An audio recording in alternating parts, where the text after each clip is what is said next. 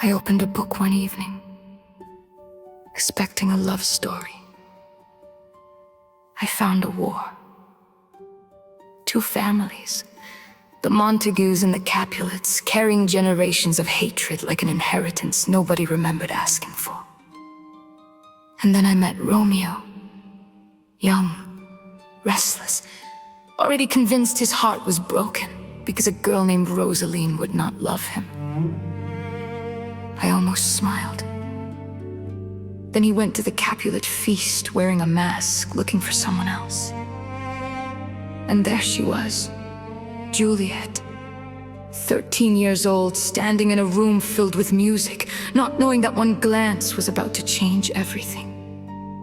Romeo saw her, and suddenly Rosaline disappeared from his world. Juliet saw him, and for one beautiful moment, the hatred between their families did not exist. Only two young people discovering something they had never known before. Love. But I kept reading. And I began to feel afraid because I knew something they didn't. I knew how the story ended. Romeo stood beneath Juliet's balcony, speaking into the night, and I could almost hear the danger in every word. She told him she loved him. He promised forever.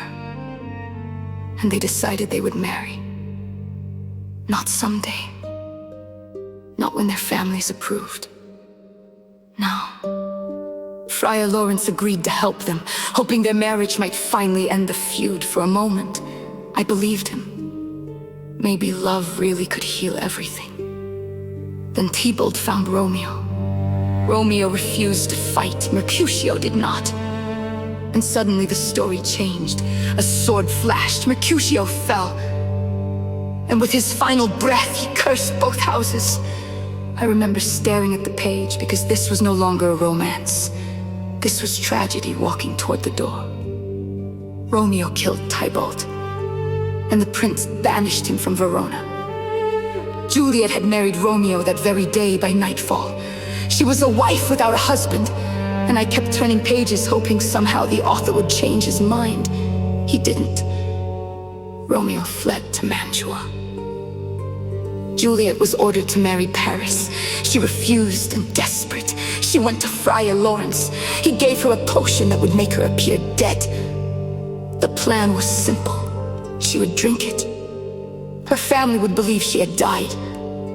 The friar would send word to Romeo. Romeo would return. They would escape together. For one moment, I thought, maybe they will make it. Maybe this time, love will win. But the message never reached Romeo, and that single failure became a death sentence. Romeo heard only that Juliet was dead. He returned to Verona and went to her tomb. Paris was there. They fought. Paris died. And Romeo stood beside Juliet, believing the woman he loved was gone forever. He drank poison. He died beside her. Then Juliet woke. She saw Romeo. She saw what had happened. And there was no future left for her. So she took Romeo's dagger and ended her life beside him. I closed the book for a moment. I didn't want to read the next page. Because sometimes, even when you know a story is fiction, the pain feels real. The families finally arrived. They saw their children. And suddenly, their ancient hatred seemed terribly small. All those years of fighting, all those insults, all those wounded prides. And what did it produce? Two graves, two children who had loved each other and died because the world around them could not put hatred down. The Montagues and Capulets finally made peace, but peace came too late. And that is what stayed with me. Not the balcony, not the roses, not the poetry.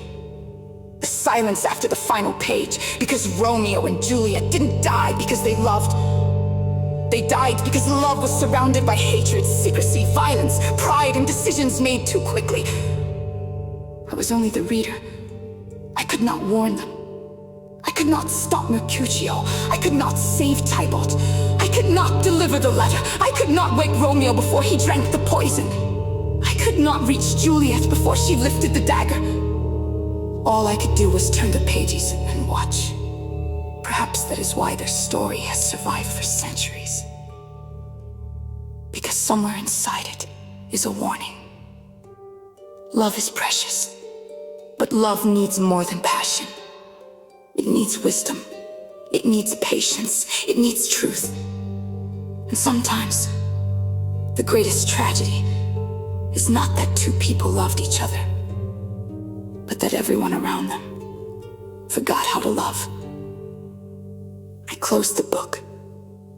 Romeo was gone. Juliet was gone. The feud was over, and I sat there wondering how many tragedies in this world might have been prevented if someone had simply chosen love a little earlier. Then I looked at the cover and whispered, "Sleep well, Romeo. Sleep well, Juliet. Your story is finished."